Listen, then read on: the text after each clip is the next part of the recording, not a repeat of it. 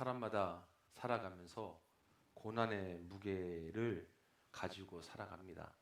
그 고난의 무게는 모두 다 다르겠지만 동일하게 고난 없이 살아가는 사람은 없다라는 것을 바로 우리는 잘 알고 있습니다. 그 고난이 자신의 잘못으로 인한 고난이라고 한다면 누구를 원망하거나 탓할 수는 없겠지만 다른 사람의 잘못으로 겪는 고난이라고 한다면 그 안에는 억울함이 반드시 동반하게 됩니다.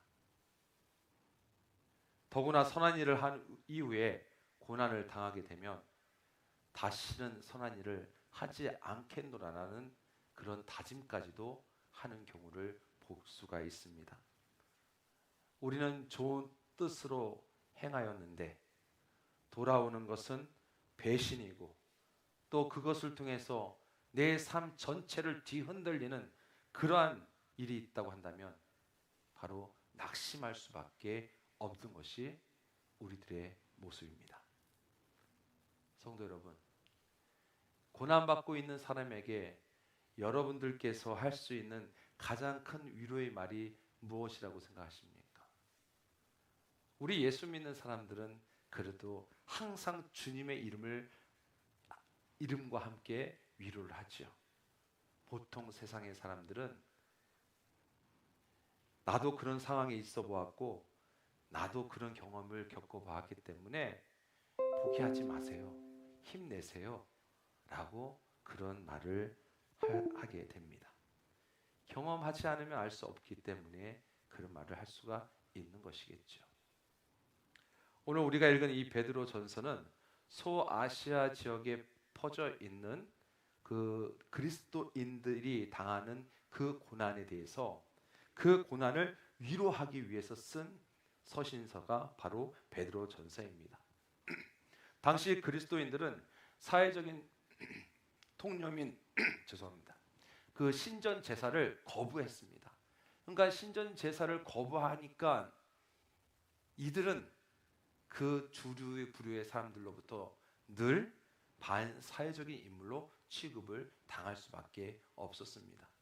그래서 그리스도인들은 그 주류층에 같이 껴서 생활하지 못하였고 늘 언제나 그 주위에서 변방에서 외인으로서 나그네로서 거류민으로서 취급받는 사람들이 바로 그리스도인들이었습니다. 그러니 얼마나 큰 고통이 따랐겠습니까? 그래서 이 베드로전서는 이러한 상황에 있는 그리스도인들에게 고난을 어떻게 이해해야 되는지 그리고 또한 어떻게 맞서 싸워야 되는지 그 과정 속에서 믿음을 어떻게 보여줄 것인지에 대한 공고와 위로를 바로 하고 있는 서신서가 바로 베드로 전서입니다. 오늘날 우리의 상황은 어떻습니까? 당연히 그 당시의 상황과는 다르겠죠. 다를 수밖에 없습니다. 그러나 오늘 지금 우리가 살아가고 있는 이 시대에도 기독교에 대한 반감이 점점 고조되고 있어서 어떻습니까? 밖에 나가서 그리스도인으로서 살아가는 것이 참으로 힘든 시기다라고 분명히 할 수 있습니다. 말할 수 있습니다. 그리고 전도하기도 더 힘들어졌다는 것이죠. 저희 막내딸이 이번에 중학교에 입학했습니다. 입학을 하고 나서 입학식 날 돌아와서 이제 저한테 이야기를 하는데 한 반에 28명이 이제 반이 되었다고 합니다. 그런데 종교를 조사를 하다가 자기와 또 다른 친구 2명만이 기독교라고 손을 들었다고 합니다. 그럼 나머지는 무교인 거예요. 다른 천주교, 불교도 아닙니다. 종교가 없다고 합니다. 단 2분이 기독교예요. 그러면서 한 믿지 아니하는 믿음이 없는 친구가 이렇게 이야기했다고 합니다. 야, 요즘에 교회 다니는 사람이 있어? 교회 다니는 사람들 정말 보기 드문 사람들인데 야, 너네 둘이 교회 다닌단 말이야? 이 이야기를 듣는 순간 저는 충격받았어요. 충격받았습니다. 그리고 딸에게 이야기했습니다. 예지야, 너 기도 많이 해야 되겠다. 너 많이 힘들겠다. 아빠가 이제 같이 기도해 줄게. 그런데 아빠는 믿어. 하나님께서 너와 그 친구, 또 다른 교회 다니는 그 친구를 통해서 분명히 하나님께서 너희 반 친구들을 분명히 전도해 주실 거라고 믿어. 우리 기도하자. 어제도 또 얘기했어요. 그랬더니 네 아빠, 대답은 잘해. 여러분 같이 기도해 주십시오. 지금 오늘의 상황이 바로 이렇습니다. 이러한 시대에 우리가 가진 믿음을 여러분 다시 한번 우리는 분명히 돌아보고 또 그 믿음을 답할 수 있어야 합니다. 오늘 본문 이 말씀의 핵심은 무엇이냐? 바로 여러 절을 읽었지만 17절 말씀입니다. 우리 17절 말씀 다시 한 번만 읽어보겠습니다. 17절입니다. 시작.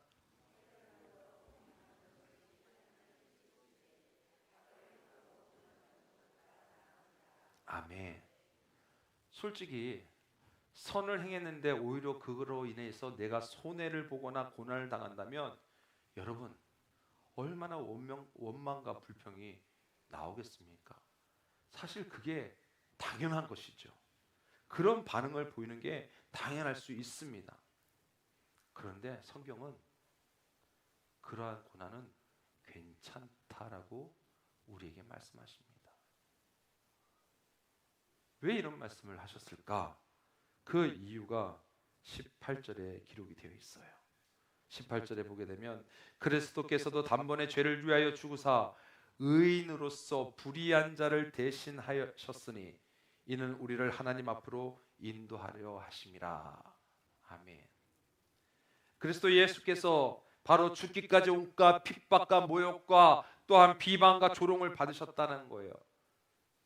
의인으로서 불의한 자를 대신하셨으니라는 이 표현, 어떤 표현입니까?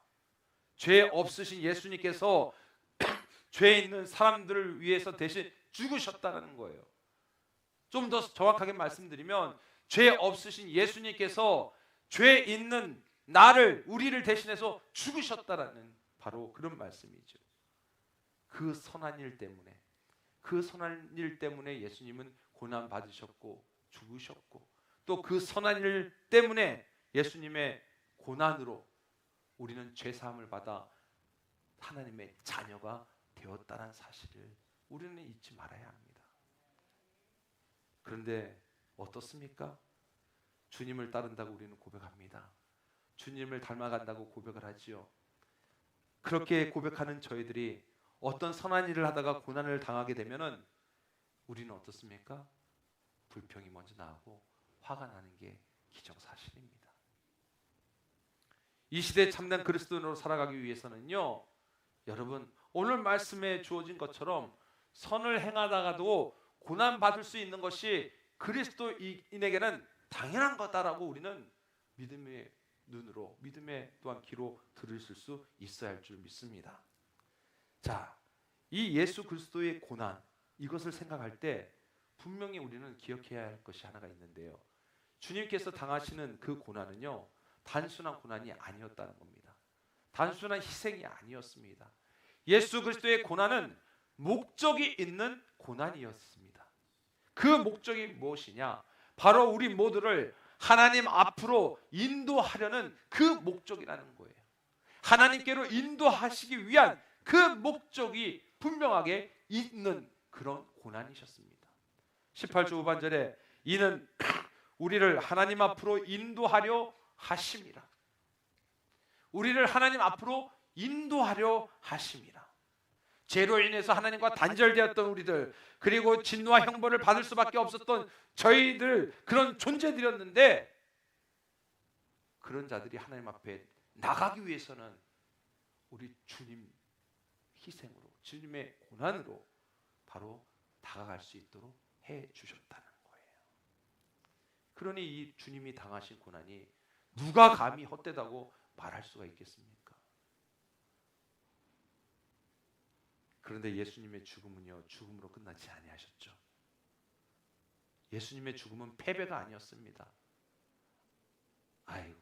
결국은 사람은 죽는 건데 끝이지 뭐. 아니요. 우리 예수님의 죽음은 끝이 아니었습니다.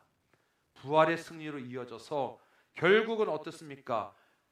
그 부활의 영광을 모든 사람들에게 맛보게 그리고 보여주셨다라는 사실입니다. 그러기에 여러분, 그리스도의 영을 가진 우리도 선을 행하다가 고난 받을 때 그것이 패배라고 여기지 마십시오. 그것이 끝이라고 여기지 마십시오. 아닙니다. 그것을 통해서 우리는 하나님의 영광을 드러내는 순간이 분명히 있음을 믿으시기를 바랍니다. 혹여 선을 행하다가 지금 낙심 가운데 있는 분이 계십니까? 화가 나서 너무나 억울한 마음을 가지고 계신 분이 계십니까? 고난 중에서도 믿음을 지키며 계속해서 끝까지 선을 행하시기를 바랍니다. 그것이 하나님의 뜻이에요. 지금 당하고 있는 이 고난의 순간이 주님과 오히려 함께할 수 있는 시간이요, 아니 주님께서 이미 나와 함께하고 계시다는 순간임을 우리가 믿음의 눈으로 고백할 때에 하나님께서는 우리의 기다림의 끝에 결국은 선하고 능력으로 또 하나님의 크신 권능으로 응답하시고 축복하실 줄 우리는 분명히 믿습니다. 그게 바로 우리가 믿음으로써 살아가는 데 있어서 승리자의 삶인 줄 우리는 믿고 달려가시길 바랍니다. 예수 그리스도의 선함이 어떤 영향을 미치는가? 사실 이제 18절부터 22절까지의 이하의 말씀의 내용이 그것인데요. 솔직하게 사실 조금 19절부터 22절까지는 성경의 그 난제 가운데 한 부분입니다. 옥에 있는 영들은 누구고, 또 옥은 구체적으로 무엇을 이야기하고, 또 왜 노아의 날 이전의 영들에게만 전파되었는지를, 이런 것들을 해석하는 데 있어서 다양한 해석이 있어요. 그런데 다양한 해석 중에도 진정으로 좋은 해석은 뭐냐면, 이 단락만 보는 게 아니라 단락에 있는 문맥의 앞뒤 전체를 다 보면서 이해해야 되는 부분입니다. 이 19절에서 22절에서 나오는 이 앞의 내용은 결국 뭐냐면, 계속 이어지는 게 고난 가운데서도 계속해서 열심히 선을 행하는 것에 대해서 강조하고 있다는 거예요. 고난을 당하면서도 선을 행하라는 거예요. 그것이 하나님의 뜻이에요. 여러분, 우리 주님 어떻습니까? 고난에 가는 십자가의 길 가셨어요. 아니, 십자가의 길을 가야 될 거를 알고 가신 거예요. 중간에 나시로가 아닙니다. 아시면서 끝까지 그 길을 걸어가신 주님의 길이에요. 그런데 그 길의 끝은 하나님의 영광이 있었다는 겁니다. 여러분, 예수 그리스도의 십자가의 사건은요, 2000년도에 팔레스타인 땅에서 일어난 그냥 단순한 사건이 아니라는 점입니다. 주님의 그 십자가의 사건은요, 놀라운 것은 바로 죄인된 인간들 사이에, 하나님과 인간들 사이에 막혀있는 그 장애물이 허물어지는 놀라운 사건이었다는 거예요. 그 장애물이 허물어짐으로 인해서 죄 많은 인간들이 예수님을 통해서 하나님께 나아가게 되는 놀라운 그 사건이라는 거죠. 그것을 상징하는 게 뭔지 압니까? 예수님께서 십자가에 못 박히실 때 휘장이 위에서부터 아래로 쫙 찢어져서 사건 아시지 않습니까? 휘장이 찢어진 그것은 거기에 휘장만 찢어진 게 아니라 땅 깊숙이까지도 이어져 내려갔다는 거예요. 또한 이 사건은, 주님의 그 십자가의 사건은 사단의 세력까지도 떨게 만드는, 더 나아가 모든 우주를 다스리는 우주적인 사건이었다는 거죠. 성도 여러분, 주님의 선을 행하심이 곧 무엇입니까? 십자가의 죽으심입니다. 믿음이 없는 사람은 예수 그리스도를 이야기할 때 십자가에서 처형당한 사람이지 라고만 끝나버립니다. 그냥 예수의 죽음만 이야기하죠. 믿음을 가지고 신앙 있는 사람은 예수님의 죽음을 거기서 끝나지 아니하고 바로 그 죽으심 자체가 하나님의 선을 행하심의 사건이었다라고 고백하는 겁니다. 여러분, 그 선을 행하심이 누구를 위해서 행하셨습니까? 나를 위해서 행하셨습니다. 그리고 그 고난을 통해서 바로 영광의 자리에 우리 주님 임하셨다는 거예요. 그게 22절입니다. 22절 말씀, 그는 하늘에 오르사 하나님 우편에 계시니 천사들과 권세들과 능력들이 그에게 복종하느니라. 이 말씀을 제가 세 번역으로 다시 한번 읽어드립니다. 그리스도께서는 하늘로 가셔서 하나님의 오른쪽에 계시니 천사들과 권세들과 능력들이 그에게 복종하고 있습니다. 아멘. 우리 주님께 다 복종하고 있다는 것이죠. 사랑하는 성도 여러분, 선을 행하다가 어떠한 고난 중에 있습니까? 고통 가운데 있습니까? 끝까지 내가 예수님 믿고 있는데, 예수 그리스도를 의지하고 있는데 왜 이런 고난과 이 고통이 나에게 다가와야 되는지 답답하고 속상하시죠? 여러분, 우리의 선은 무엇입니까? 우리 믿는 사람들의 선은 다른 게 아니라 하나님을 잘 끝까지 의지하는 게 선입니다. 주님을 끝까지 붙들고 나가는 게 선입니다. 그 선을 행함으로 인해서 얻는 고통, 여러분, 낙심하지 말고 불평하지 말고 화내지 마십시오. 오히려 그 가운데 기쁨과 소망으로 인내하면서 여러분 끝까지 그 선, 주님을 의지하고 하나님 의지하고 붙들고 끝까지 그 선을 지켜나갈 수 있기를 간절히 소망합니다. 우리 예수님께서 어떻게 그 선을 행하셨는지, 어떻게 그리고 결과가 이루어졌는지 우리가 너무나 말씀을 통해서 잘 알고 있는 것이죠. 다시 한번 말씀드립니다. 주님을 의지하면서 따르는 그 선이요, 십자가의 길입니다. 그 십자가의 길 가지 못하도록 막는 게 사단이죠. 예수님을 잘 믿고 선한 그 십자가의 길 나도 가겠다라고 의지하면서 달려가는데 온갖 어려움을 통해서 주님 왜 제 기도 안 들어주시는지, 왜 내 마음 모르시는지, 왜 저를 이렇게 아프게 하시는지 하면서 조금씩 멀어져 간다면 주님은 마음은 어떠하실까요? 사랑하는 아들, 딸들아, 힘내. 포기하지 마. 내가 너와 함께 하고 있어. 내가 너 붙들고 있어. 그런 주님의 음성을 여러분 들으시기 바랍니다. 그리고 다시 일어나십시오. 다시 힘을 내십시오. 다시 십자가의 길 바라보고 달려가십시오. 하나님은 여러분들 편이십니다. 기도하겠습니다.